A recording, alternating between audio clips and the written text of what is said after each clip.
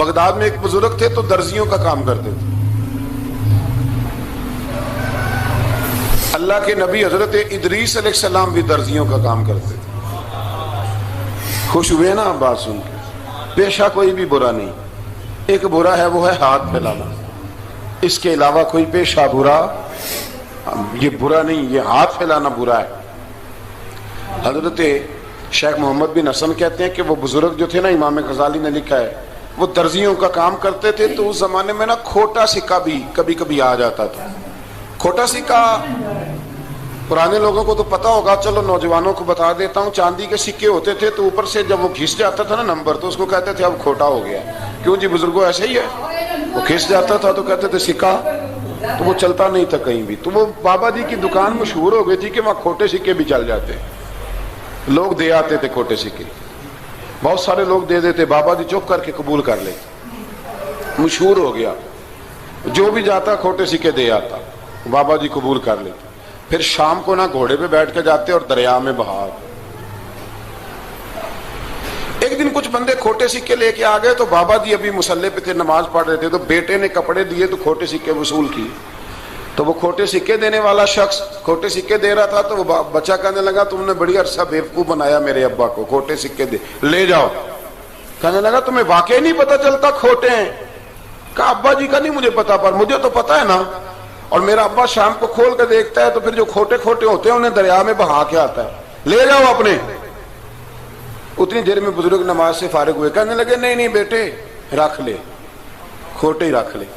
سننا بات. کہا جناب کیوں؟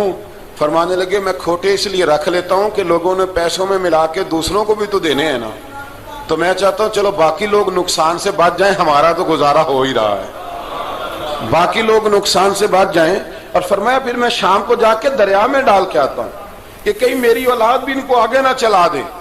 میں چاہتا ہوں کہ اور لوگ اس کام سے بچ جائیں. درویش کہتے ہیں کہ جب اس بابے کا آخری وقت آیا نا تو جو اس نے جملہ کہا میرا کلیجہ پھٹ گیا. آخری وقت جو اس نے دعا مانگی تو فرماتے ہیں میرے اندر وجد اور کیف کی صورت پیدا ہو گئی. فرماتے ہیں ان بزرگوں نے اپنے آخری وقت دعا مانگی، اے اللہ میں نے ساری زندگی کھوٹے سکے قبول کیے تاکہ تیرے بندے شر سے بچ جائیں، تو یا اللہ تو بھی اس کھوٹے سکے کو قبول فرما لے. اللہ میں نے کھوٹے سکے قبول کیے، کھوٹے، تاکہ تیرے بندے تکلیف سے بچ جائیں. تو مالک میں بھی کھوٹا ہی ہوں، اللہ تو بھی اس کھوٹے کو قبول فرما لے. اور یہ دعا مانگ کے نا تو کبھی روتے کبھی ہنستے.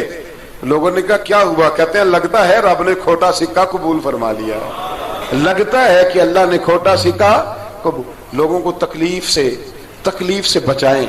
ہمارا وجود یارو مطلب کیا ہو جائے گا 2 منٹ کے لیے سمجھ لیں کیا ہو جائے. یعنی اگر آپ بڑے غصے سے باہر آئے اور پاپڑ بیچنے والے پہ آپ نے غصہ نکال لیا سارا، میں رات کی ڈیوٹی کر کے آیا ہوں تھکا ہوا ہوں اور تو پاپڑ بیچنے آ گیا ہے، تم لوگ بڑے نالائق ہو بدتمیز ہو. آپ نے یہ سخت جملے کہہ دیے، چپ کر کے وہ آدمی معذرت کر کے گزر گیا.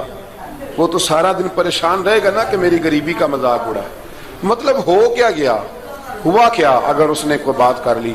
اعلیٰ حضرت فاضل بریلوی کے خلیفہ تھے لاہور میں سید ابو البرکات شاہ صاحب رحمت اللہ تعالی علیہ. تو رات کو ایک شخص تراویح کے بعد حضرت سویا کرتے تھے.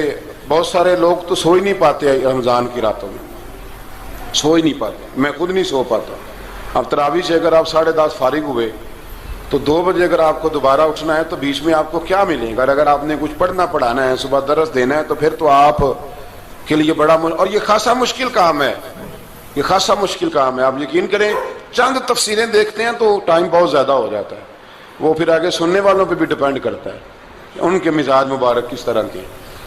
سید صاحب رحمت اللہ علیہ نا عشاء کی نماز کے بعد تراویح پڑھ کے تو کچھ عبادت کی، کچھ مطالعہ کیا، صبح درس دینا تھا تو تھوڑی دیر کے لیے بوڑھے آدمی تھے، تھک گئے تو سو گئے.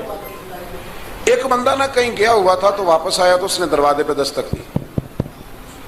تو سید صاحب کے بیٹے تھے، بخاری شریف کی شرح لکھی، بڑے عالم تھے سید محمود رضوی صاحب رحمت اللہ. رضوی صاحب کہتے میں نے دروازہ کھولا، میں نے کہا ہاں جی بولو. کہنے لگا جی میں نے سید صاحب سے ملنا ہے. مفتی اعظم پاکستان تھے وہ، لاہور میں حزب الاناف ادارہ تھا، سید ابو البرکات شاہ. میں نے حضرت صاحب سے ملنا ہے. تو کہا کوئی حکم ہو تو مجھے نہیں, میں نے انہی سے ہی ملنا ہے. یہ بھی بڑا مسئلہ ہوتا ہے, میں نے انہی سے ہی ملنا ہے. چلو ٹھیک ہے جی, انہی سے مل لو. تو کہتے ہیں اتنی دیر میں نا سید صاحب بھی اٹھ کے آ گئے. محمود کون آیا؟ تو اس نے کہا حضور میں آپ کا ایک عقیدت مند ہوں, تو میں کہیں گیا ہوا تھا تو ابھی واپس آیا ہوں, تو مسئلہ نا کئی دفعہ پوچھنا کرتا ہوں تو بھول جاتا ہوں, ذرا بات کی نزاکت کو دیکھنا, بھول جاتا ہوں. تو یاد آیا تھا تو میں نے کہا چلو ابھی پوچھ آتا ہوں, گزر رہا تھا یہاں سے. میں پوچھو. کہنے لگا جی پوچھنا یہ تھا کہ جس نے فرض جماعت کے ساتھ نہ پڑھے ہوں رمضان میں, تو کیا وتر جماعت سے پڑھ سکتا ہے؟ مسئلہ پوچھنا تھا. علامہ محمود رضوی صاحب کہتے ہیں مجھے بڑا ہی غصہ آیا. میں نے کہا کہ پتہ نہیں کوئی اس وقت مشکل آ گئی ہے جو رات کو آیا ہے. کسی وقت انسان رات کو طلاق دے بیٹھتا ہے, کوئی ایسی بات ہو جاتی ہے تو عالم کے دروازے پر, یہ تو عام سا مسئلہ ہے, سویرے بھی پوچھ لیتا. اتنی تکلیف دی اس نے, کتنی بڑی اذیت ہے. اور ایسے ہوتا ہے, ہم نہیں احساس کرتے کہ یار تھوڑا سا دیکھ لیں, ماحول کو دیکھ لیں, طبیعت کو دیکھ لیں. مجھے بڑی اچھی طرح یاد ہے کہ میں نے ایک دفعہ نا ایک عالم سے مسئلہ دریافت کیا, وہ ہمارے استاد تھے, تو مجھ پہ ناراض ہوئے. میں بڑا پریشان ہوا کہ پوچھی تو میں نے دین کی بات تھی, تو استاد ہی ناراض ہو گئے. استاد واپس آیا تو یہ کہنے لگے تمہیں پتہ ہے میں شوگر کا مریض ہوں. میں بڑی تکلیف میں تھا, اور میں نے نماز کے لیے میں جلدی کیوں اٹھ کے چلا گیا تھا, میں نے ایک روٹی کھانی تھی, مجھے کچھ ہو رہا تھا. تو اب میں اگر تجھے انکار کرتا, دین کی بات تھوڑا دیکھ لیا کرو, مزاج کو سمجھ لیا کرو, تم سمجھتے نہیں, احساس نہیں پیدا کرتے. وہ بڑی اس وقت چیز سمجھ میں آئی کہ کچھ چیزیں ایسی ہوتی ہیں, ہر وقت انسان ایک موڈ میں نہیں ہوتا. آپ سمجھیں, بہرحال جو بات کر رہا ہوں اس کو سمجھیے گا. تو وہ کہتے ہیں کہ سید صاحب نے اس کو کہا, میں بات ختم کرنے لگا ہوں, کہا کہ وہ اگر نہیں نہ پڑھے فرض جماعت کے ساتھ تو بہتر یہ ہے کہ وتر بھی جماعت سے نہ پڑھو. وہ بندہ مطمئن ہو کے چلا گیا. سید صاحب اپنے کمرے میں چلے گئے. تو علامہ صاحب کہتے ہیں مجھے بڑا غصہ آیا. میں نے اس کو بلایا, میں نے کہا کہ کیا تیری جان کے مصیبت میں آئی ہوئی تھی, اسی وقت ہی مسئلہ پوچھنا تھا, اسی وقت ہی پوچھنا تھا, دن نہیں چڑھنا تھا, یا تجھے حضرت اسرائیل بتا گئے تھے کہ تیری آخری رات ہے؟ کہتے میں نے پورا غصہ نکالا اس پر. میں نے کہا تو بڑا ہی بیوقوف آدمی ہے, بوڑھے آدمی ہیں, اور بڑی مشکل سے نیند آتی ہے, آ ہی گئی تھی تو آ گیا ہے. کہتے میں غصہ کر رہا تھا تو سید صاحب آ گئے, تو آ کے مجھے ڈانٹا, چپ کر, اس طرح کسی کے ساتھ بات کرتے ہیں. پھر اس کو کہنے لگے بھائی معاف کرنا, یہ ابھی بچہ ہے, اسے پتہ نہیں. کہتے ہیں پھر مجھے کمرے میں لے گئے اور بہت بڑا ہی جملہ کہا. اگر آپ اپنا کلیجہ ٹھنڈا کرنا چاہیں نا تو اس طرح بھی کر سکتے ہیں. بہت بڑا جملہ کہا. کہنے لگے معبود مسئلہ تو میں نے بتایا, تمہیں کیا تکلیف ہوئی؟ اور پھر فرمانے لگے شکر کرو اللہ کا, اس دور میں بھی کوئی دین کی بات پوچھتا ہے. شکر کرو اللہ کا, اس دور میں بھی کوئی دین کی بات پوچھتا ہے. شکر کرو اللہ کا, کوئی دین کی بات پوچھتا ہے, ورنہ تو لوگ پوچھتے ہی نہیں. تو اگر آپ خوش کرنا چاہیں اپنے آپ, تو آپ سائیکل والے پہ غصہ کرنے کی بجائے یہ بھی تو کہہ سکتے ہیں نا شکر ہے رزق حلال کما رہا ہے, مانگ کے نہیں کھاتا, شکر ہے یہ محنت کر رہا ہے اپنی. تو آپ اپنے ذہن کو اس طرح کا بنائیں, سوچ کو اس طرح کا بنائیں. آج اس جمعے میں ہم نے ارادہ کرنا ہے کہ ہم نے آسانیاں دینے کی کوشش کرنی, ہم نے لوگوں کو تکلیف نہیں دینی, ہم نے کسی کو آزمائش میں مبتلا نہیں کرنا, ہم نے کوئی ایسا کام نہیں کرنا جس کی وجہ سے لوگ سمجھیں کہ یہ آدمی بوجھ بن گیا. کبھی بوجھ نہ بنے. یارو کتنا بدبخت ہے وہ آدمی جس کے مرنے کی لوگ دعا مانگے, اس کے مرنے کی. حضرت عبداللہ ابن مبارک کے پڑوس میں ایک یہودی رہتا تھا, یہودی تھا, یہودی. حضرت عبداللہ ابن مبارک مکان بیچنے لگے. حضرت عبداللہ ابن مبارک کا پڑوسی مکان بیچنے لگا, وہ یہودی. تو کہا تو کہا کتنے کا؟ 2000 دینار کا. 2000 دینار. تو انہوں نے کہا کہ اس گلی میں, اس محلے میں تو 1000 دینار کا مکان ہے, تو تیرا 2 کا کیوں ہے؟ کہنے لگے 1000 میرے مکان کا اور 1000 عبداللہ ابن مبارک کے پڑوسی ہونے کا, اس لیے کہ اتنا شاندار پڑوسی تمہیں کبھی نہیں ملے گا جس کی ہم نے کبھی آواز ہی نہیں سنی. 1000 روپیہ لوں گا ان کے پڑوس میں جگہ دینے کا, 1000.